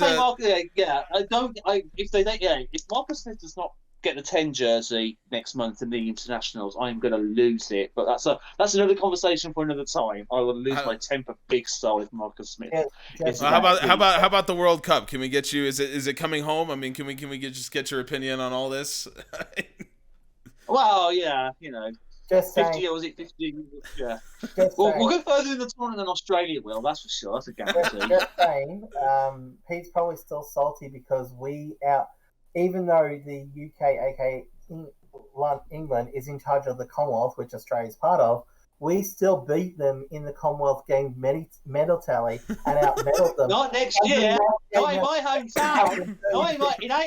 AEW booking says the home country always wins. In my hometown, just down the road there, half an hour drive from where I live, in Perry-Barr Stadium, in Alexandra Stadium, we'll take the honours and we'll top the medal table. All right? At the NEC too, I'm doing a promo now. I'm going to do a promo. At the NEC, at Perry-Barr, at the city centre, in my hometown, we're taking the gold. Okay? Just want to say, in my hometown of Birmingham, England, Australia don't stand a chance. Everyone, please subscribe so that you can get the exclusive PWM Commonwealth Games Roundtable when that one comes around. Yes. So the one thing I will say about the TBS tournament, I think you guys locked it down with the bracketology, so I don't want to weigh in on that. I want to talk more generally about what it is that AEW may or may not want to do with the title at this point. It's a lot different than what the TNT title was when Cody brought it in, because that one was patently obvious what they wanted. It was a title that Cody Rhodes introduced and just said, this is the TNT title. And from early on, it absolutely seemed as though the initial champion was set, and the way that Cody was talking about it, at least to me, it seemed it was much more obvious that the direction they wanted to go was more of an open challenge kind of route. You know, I'm not saying that was exactly how everyone knew it was going to go down. It certainly seemed as though that was going to be more of the direction. With this TBS title, you have a lot of different ways that you could take it. So you could go with the same thing that happened with the TNT title. So if you are going to have more of an open challenge kind of deal where you're going to have this title defended a lot, then I think Thunder Rosa or Serena Deeb are going to be your best bets for that. Those are your workhorses. Those are the women that are going to put in the best matches consistently. So if you're going to go with that route, then go with that. If you're going to go with a fan pop, then like a moment that everyone's going to remember, as far as the first TBS champion is concerned, I think Thunder Rosa would be that. She's super over.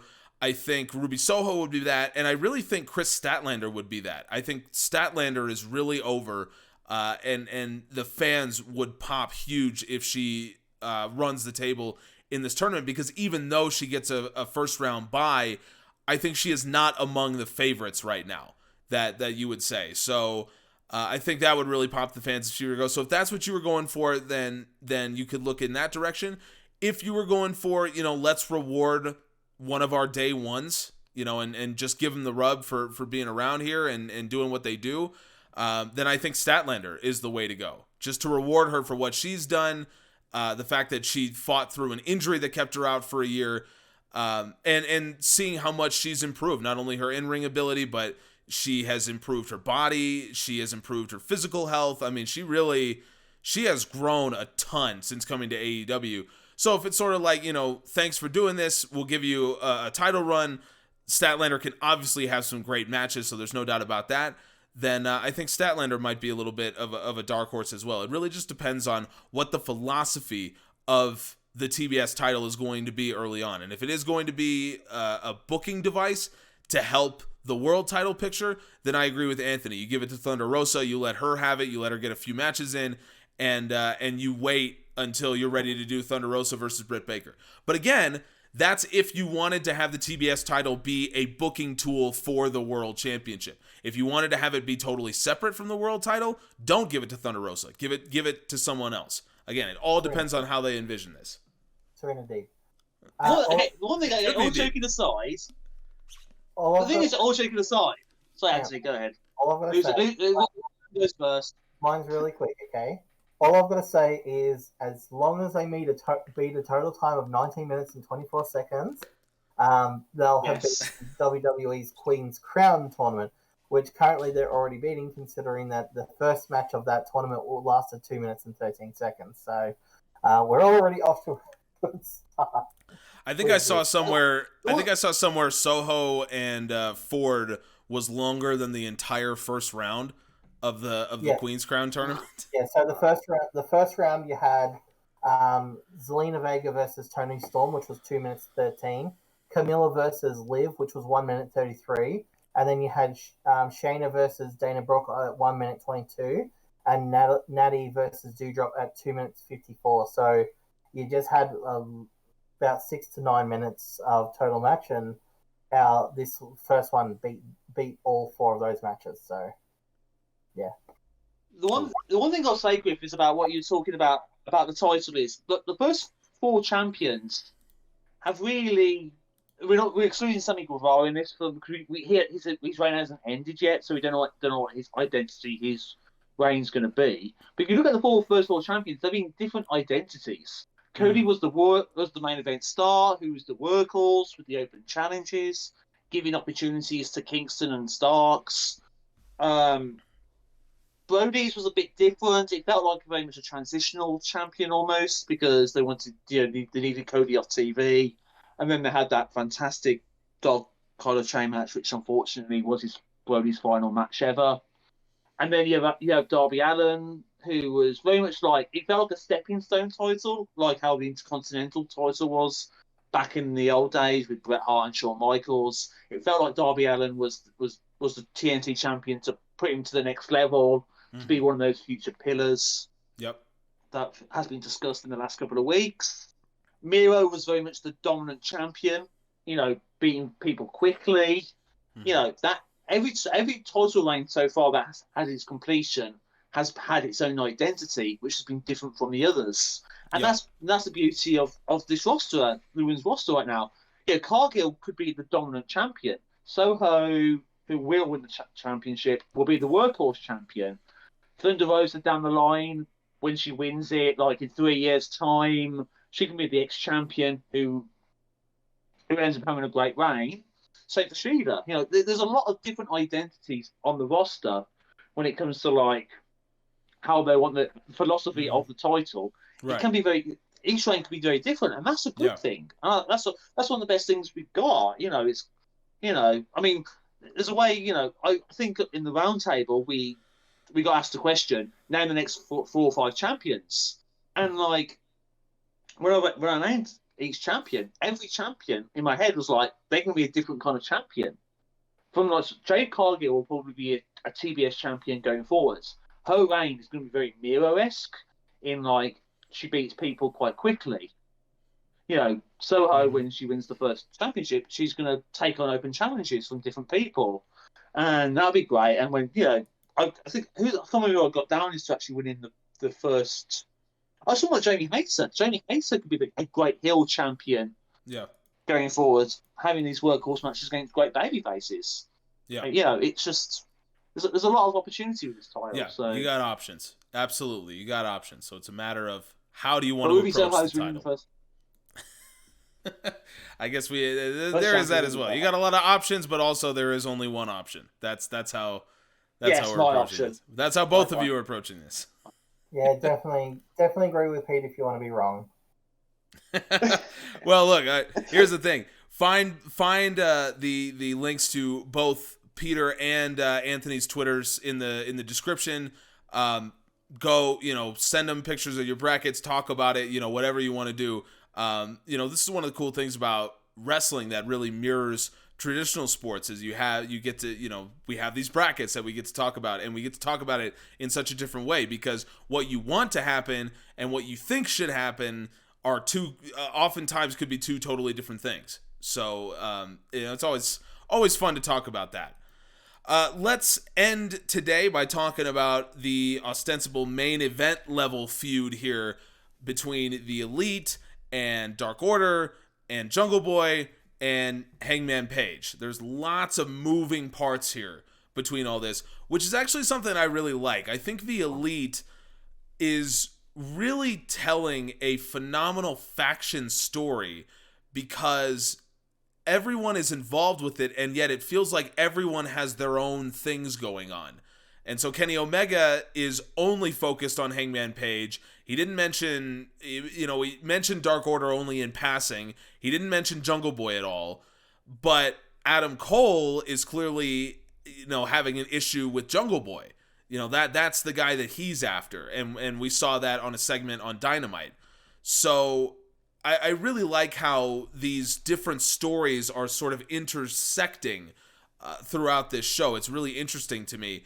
So you get, on the one hand, Jungle Boy being absolutely brutalized by Adam Cole and the Young Bucks, and at the same time you get Hangman, who continues to just develop this new persona of his that a lot of people are really into, and obviously I think AEW basically making reference to the fact that these guys never need to be on TV. When they show up at Full Gear, the fans are going to go nuts, and they're going to want Hangman to win the title. So we don't really need to do that much, and they're right. So what we're going to see is we're going to see a 10-man tag between the Dark Order and the Elite. Is it a 10-man or an 8-man? I can't remember. It's one of those. I can't remember. Good shout. I don't remember. It's either 8 or 10-man, whatever. It's going to be a big tag match. It's going to be fantastic. That is going down, I think, on Dynamite. So, look forward to that. There's no possible way that won't be good. So, look forward to that. Look, Peter, I'm gonna go to you here first, but there's between with Kenny and Hangman, I feel like there's not a ton to say. We know what this story is. If you missed it, by the way, go look on our YouTube channel right now, Pro Wrestling Musings on YouTube. We have a breakdown of this story with an expert on it, Chris Brosnahan. He is an expert on this story. We talked to him about all the ins and outs that you need to know if you need to get caught up. So I feel like we kind of know where this is at. To me, the intriguing story right now is Adam Cole and Jungle Boy. That's what I'm most interested by, because I don't know where that one's going. So Peter, from your perspective, how do you feel about this whole Elite, Dark Order, Jungle Boy, Hangman situation right now? Is this something that is working for you as a main event level feud? Yeah, absolutely.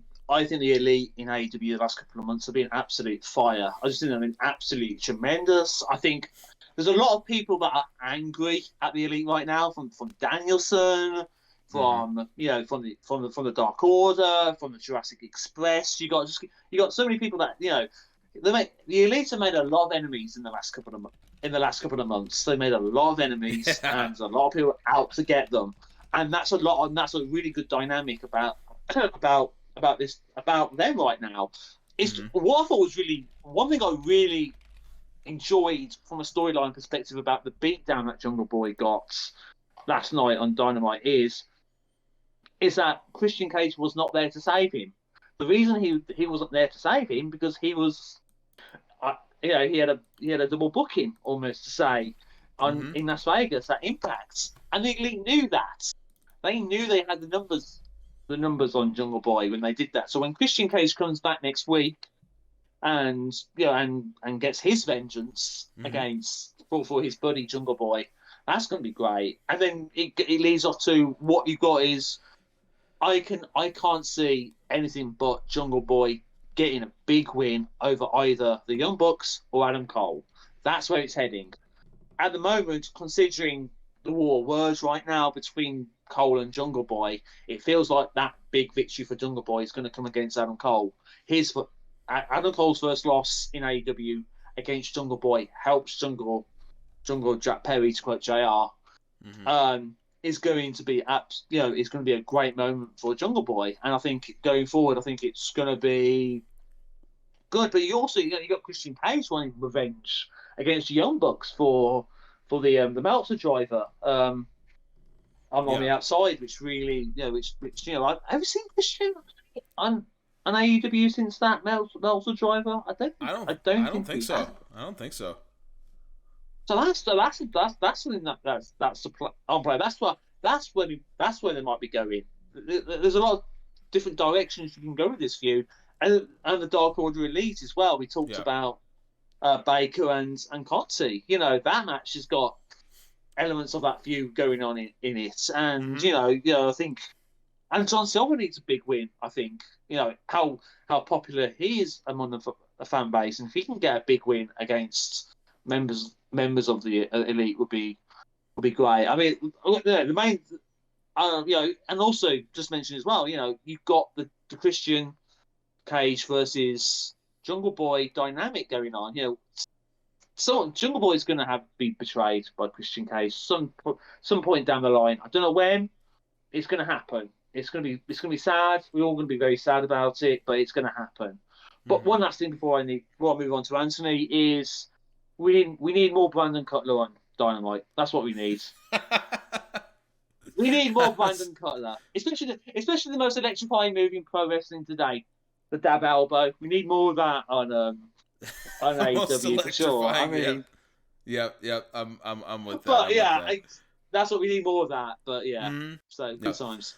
So Anthony, as a guy who always talks about, you need your stories to make sense. You always harp on that when we talk about any kind of narrative that we're seeing on AEW. When you get a story with as many moving pieces as the Elite has, because as Peter said really well, that the Elite has made a whole lot of enemies over the last few months. So as we get as many moving parts as we have, it's very easy for stories to start to feel disjointed. It might start feeling like things are coming out of nowhere. For me, from my perspective, it doesn't feel like that's happening. It feels like every bit of the story makes sense. It feels like people have alliances that make sense. They have enemies that make sense. And we're leading towards several big matches that I think we're all really excited to see. Certainly, I'm super excited to see not just Hangman and Kenny, but I'm excited to see Jungle Boy versus Adam Cole again. I'm excited to see the Young Bucks versus somebody. I don't know who that might be. So it feels like, from a continuity perspective, from a stories making sense perspective, they're doing a really good job here. Is my assessment fair, or do you feel like there are some issues here? I think the hardest thing that they're gonna do, that they have in front of them, is that you're right. Like, you're both right. This story is set. They don't need to do anything too crazy. Just keep it nice and flowing as is. Not do anything crazy, and it'll be fine. This is it. So the hardest thing is to not overbook and not overcomplicate things. And I know that they'll be tempted to do so, but they need to fight that, and they need to not do that, or else we're going to have a Ronda versus Charlotte versus Becky all over again, where it was such a simple feud that led into the most bonkers 2 months of booking that has been seen in quite a while. So as long as they just keep things simple, keep things moving, we're fine. We all know what we want. Let's just give it to us, nice and easy, and not overcomplicate things in the meantime. So that's it. That's all they have to do. It's very simple. Don't overbook shit, and just leave it going. I'm very happy. I want, we all know Kenny versus Hangman. This is the 2-year story this is the AEW story. So what happens next after this? They're already building up some other big long-term stories already in the works. We've got the MJF Wardlow one that's coming up. We've got background stories that can be picked up again. So we've got this four pillar story that's obviously also a story of AEW. So, the interesting thing will be what happens next. What happens after all Full Gear, and that'll be a very interesting time. So, I'm very excited. All they've got to do is just keep things moving. Do not overcomplicate things. And remember that Thunder Rosa will be the first TBS champion, women's champion. The banter continues. Look, I think it's often just a reaction of wrestling bookers.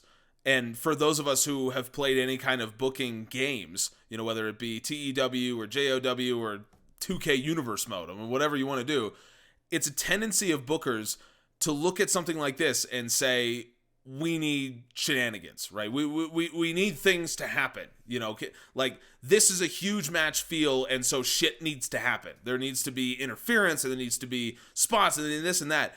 And I think you're absolutely right, Anthony. Fight the urge to do that. Don't do that. Because I think at the end of the day, you can do heel stuff. Like, you can have people, sort of interfering on Kenny's behalf or whatever. That's just heel stuff. You can have that if you want. But things really affecting the match. Kenny Omega should know that better than anyone. Because Kenny Omega has put on maybe the greatest matches of all time with Kazuchika Okada. And what did those matches never have? They never had any sort of interference that led directly to even a false finish. Those matches were two guys that went at it in the middle of the ring, skill for skill, just who is better, who is the better man. That's what those matches were about. And they became the greatest series of matches ever fought, in mine and many others' opinions. So Kenny should know this better than anyone. You don't need all of the gaga to make a great match, especially when you have a story that really resonates with people. So I'm with you, Anthony. Fight the urge that you have as a wrestling booker. Did you just buy that? He just made his own shirt? All right, I'm down with that. The one thing I will say, Cliff, as well. I got that on Amazon, by the way. Even Amazon. Anyway, oh my God. The one thing I will say, Cliff, is I'll get a quick plug in for something I wrote earlier this week on the website. Was my the top 10 feuds in professional wrestling history. And if you look at every single great read, by the way. If you haven't read that, ProWrestlingMusings.com, go check that out. Thank you very much, Griff. Thank you. No, every single feud has one element to it. Sense. It's like if you look at Undertaker versus Shawn Michaels, it was a simple both portions of those feuds had one thing in common. Like it all made sense from the Shawn Michaels in '97 when Shawn Michaels hit Undertaker with a steel chair accidentally. The fans turned on Michaels. He was upset about it because he had a bit of a petulant attitude, and he went back at the fans. Undertaker was angry at Michaels to the point where they had a Hell in a Cell match. And then at the second part of that feud, in the noughties, the end of Shawn Michaels' career, Shawn Michaels was obsessed with one thing and one thing only, breaking the streak. And it sent him gaga towards the final months of his career with that fantastic running down the hill video that happened afterwards. Every single feud in that top 10 has character elements which are consistent, make sense. And El Generico versus Steen, I'm looking at. Kobashi, wanting to be the ace of the company, but one person was in his way. His best friend, Misawa. It's all these feuds, all make sense. I can do an hour about Suruta Gun versus Super Generation Army and all the elements that play in that feud. It's just like Misawa and his young friends wanting to be the top dogs. Suruta was grumpy old man who's like, get off my lawn, you young people, get off my lawn. And they had these absolute dynamic matches, which led to Misawa, things didn't turn out the way they turned out, but, for various reasons. But the element of story is all in that feud, and nothing in these feuds ended up being what Anthony just mentioned with that absolute, don't get me started on the title exchange on Friday. Just do not get me started on that. It was just like, the last couple of weeks of booking in that women's division, WWE has been trash. Really has been trash. About that. I actually do have a question I was actually going to ask you. So, obviously, I don't want to go into too much about WWE, but there's been a lot of stuff about Charlotte. Do you think she's going to leave? Yes. Yep. Yes. AEW? Honestly, oh yeah, absolutely. Okay, so I have been convinced for a few months. And by the way, Charlotte Flair is someone that I have said from the beginning would be the biggest signing for the AEW women's division because, and it goes back to something that I've been saying again on this podcast for a long time, AEW booking revolves around having stars that you can build off of. The reason why the women's division has had so many issues is they haven't had those stars from the beginning the way the men's division had. Charlotte Flair is a bona fide superstar. Her name carries weight. She's known everywhere in the world. She is one of the best, maybe the best female wrestler in the world, and she has been for the last 5 to 10 years.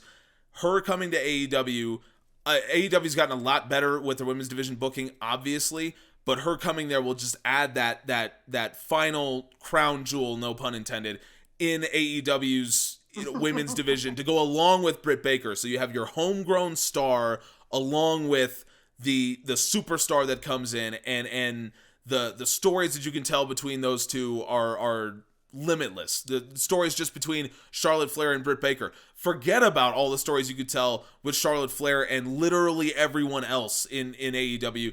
It would be a home run signing. As soon as she hits the open market, TK should be blowing up her phone like the second after she's been released. There should be no delay. There was a rumor. There was something I heard. Apparently, Charlotte Flair flew to Orlando because obviously to be with her. I don't know if that was true or not, but there was a part of me that was thinking that if that was happening, that Tony Khan was probably searching Orlando for a bin somewhere so they can redo the Orlando Blaze. I'm joking about that on Twitter. I was like, there was a part. Okay, I don't want to play conspiracy theorist here, but when I saw Tony Nese turn up on Dynamite, I was just kind of like going, was that seat reserved for Charlotte Flair at any point last night? That is legal issues. I don't. Go ahead. No, because so I don't know if you guys are aware, but I'm a master. I know a lot about wrestling history and like politics of the Monday Night War. So, apparently in 1998, WWE was trying to get Ric Flair to sit at ringside during Unforgiven in '98 when Ric Flair was going through all his problems with Eric Bischoff, with the premise that basically they were going to show Reed Flair, his son, who had won like wrestling championships at high school at the time, and like go, oh, here's Reed Flair, the high school champion just won the high school championship in his state and just have Ric Flair there, but not mention him whatsoever. And they're just have Andrade and literally in the front row, and by the way, and there's his girlfriend, by the way. Just mention it. I thought they were going to do that last night, but yeah, it was just. Yeah. But I Charlotte Flair to AEW just is a no-brainer. It really is. I know, it's just a no-brainer. I know she's got a bit of heat with some of wrestling Twitter. It just makes sense. It's a no-brainer. Anthony, what do you think? Charlotte Flair to AEW?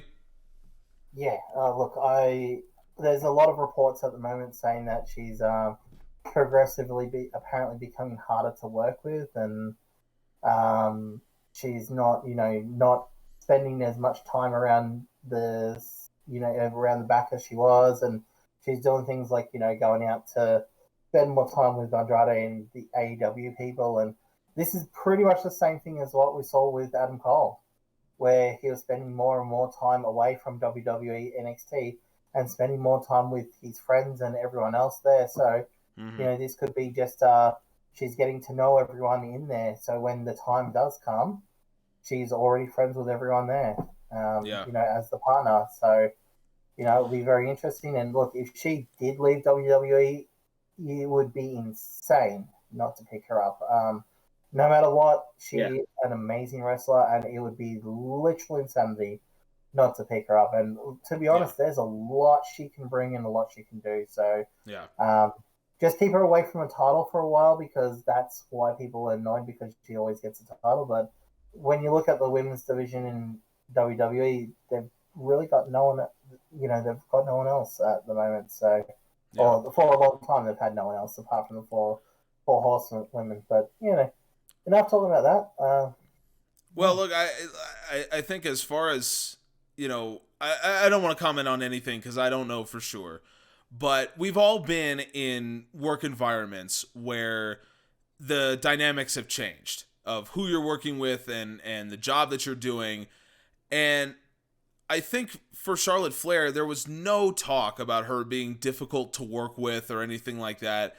When I first started to become a fan of wrestling, Charlotte Flair was one of the first people that, I understood that she was a big influence backstage.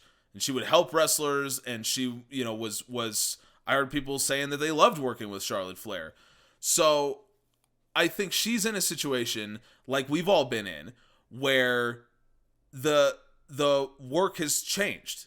She hasn't, but the work has. It's moved underneath her. So she has gone from, being a centerpiece and being treated like that to having her husband get released, or having her husband completely misused and then released, just dumped out on the street when they were in the middle of using him. I mean, it wasn't even like he was sitting in catering for months. They had him in a program, and then they just dumped him out on the street. Then they did the same thing to her dad. So you're talking about the two closest people to you that just get fired unceremoniously, and then the company, goes out and whatever they said to her in private, in public, they basically bury these two dudes. And it's like, how the hell is she supposed to feel? Also, don't forget when she went to AAA to support Andrade versus when he was fighting Kenny, she'd already asked for that time off way in advance, and basically WWE was still advertising her to be fighting even though she wasn't going to be there up until that day, and people were getting pissed off at her for not being there when she's like, well, I've already taken time. So they're basically throwing her under the bus. Yeah, they set her up to fail. And on top of all that, speaking of set her up to fail, they had her return, they had her come back in a position that they absolutely, any rational person would have known that the fans were going to hate her for coming back in the manner that she did, and certainly she knew that, and they had her do it anyway. So on top of all of the mistreatment of the people close to her, she herself is being mistreated in the sense that creatively she is being stuck with a gimmick and a situation that she would know would get the reaction that she is currently getting, and they did it anyway. So without knowing anything about personally what she's going through or anything like that, from any of our experiences with a workplace that changes so drastically like that, I wouldn't blame her at all if she just says, you know what, I've done everything there is to do here. There is nothing else that I care about. There's no one that I'm close to. So forget this. I'm going to AEW. Yeah, and one last thing I'll just say is one of the consistent things in the reporting in the last 24 hours has been Charlotte Flair saying, why are we doing this? Why are we doing this championship exchange? I think she even said, apparently she said, I'm happy to lose to Belair because it makes sense. Right. I saw that as well. And she's saying, what's going on? I just said that, talked about how trash the booking of the women's division has been up north in the last couple of months. It's just like, even Charlotte Flair goes, why are we doing this? Mm-hmm. And then she gets presented as, and did she go about it the way that she should have on camera? That's a debate for another time. But, it's like, if she can, one of the things was apparently I read, she's she's got heat on her because she's basically looking after her own character. Well, duh. Yeah. No, what it's are you supposed to do? God, I'd love to have Bruiser Brody around at this time. That'd be a barrel of laughs. He's getting the heat for looking after the Bruiser Brody character. Jeez, I mean, yeah, Steve Austin in '99 refusing to work with Jeff Jarrett. I mean, that would have been fun in 2021. I mean, like, ridiculous, utterly ridiculous. Yeah.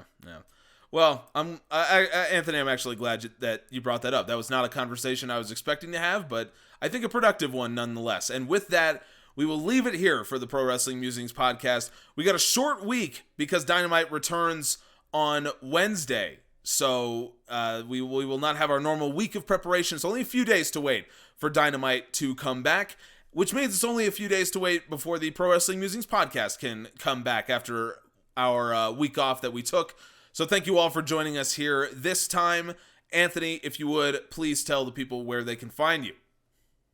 You can find me at Anthony is always right, Thunder Rosa TBS champion forever. Anthony Down Under on Twitter, and Peter is always wrong, no matter what he says, forever infinite times 100. No matter what he says. Am I going to have to get creative control involved here, honestly? We don't talk about creative control. Why? If we need to get creative control involved, we have other issues. We got bigger problems that we got to deal with. Peter, please tell the people where they can find you. Yeah, I'm at Peter Edge 7 on Twitter. And on Pro Wrestling Musings, as I just mentioned a couple of minutes ago, I've got an article about the top 10 views of all time, using a lot of data, a lot of like ratings data, a lot of like historical data, just to really rank and separate what is the best views of in the history of professional wrestling. Also, just a little heads up, in a couple of days, I've got my power rankings for the tag team division and some controversial opinions in there, which of course I am right, and I have the data to back that up. Don't shake your head, Anthony. Right, so a couple of days time, we've got our power rankings tag team division coming up, which is a weekly thing here on the website where we power rank from each division. So it's a lot of fun doing that. So yeah, number one will shock you. That's all I'm saying. I haven't seen it yet, but knowing Peter, number one will shock you. So yeah, there you go. Club, baby. Gun Club. Gun Club number one. What the hell happened to those guys? Where has that storyline gone? Legitimately, what? That storyline is just gone. Anyway, in the script. I don't know. I'm Big Griff from GA. Follow me on my personal YouTube channel, General Admission Wrestling. While you're there, if you're not already, subscribe to the Pro Wrestling Musings YouTube channel. We got all kinds of cool stuff, including that full recap of the Hangman Page storyline with an expert on the subject. Go watch that if you want to catch up, if you're not familiar with the storyline, or if you are familiar with the storyline but you have an hour free and just want to hear someone talk about it who's been involved with it from the very beginning. Really, really interesting stuff. Also, check out the website, ProWrestlingMusings.com. You can see things like Peter's rankings, the best feuds of all time. You can see our power rankings. You can see all the cool data analysis that Anthony does, and all kinds of other cool projects that we are working on in the background that we hope to reveal to you pretty soon, hopefully. So we will see. Until then, thank you all so much for joining us. We'll see you next time on the Pro Wrestling Musings podcast. We appreciate you all.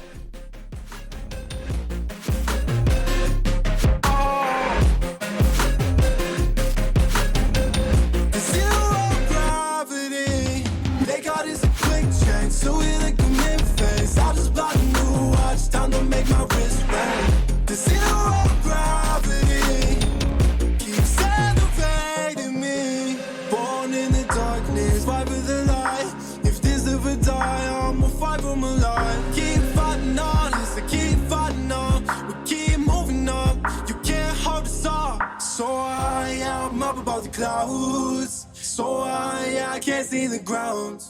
So I ain't coming down. So no, I ain't ever coming down.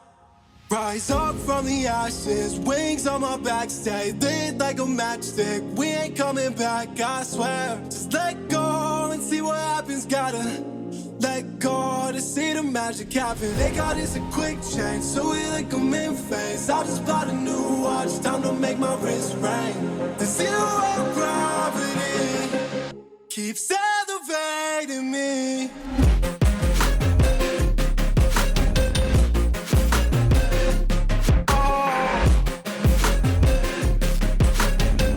The zero gravity, they got this quick change, so we like commit face. I just bought a new watch, time to make my wrist red.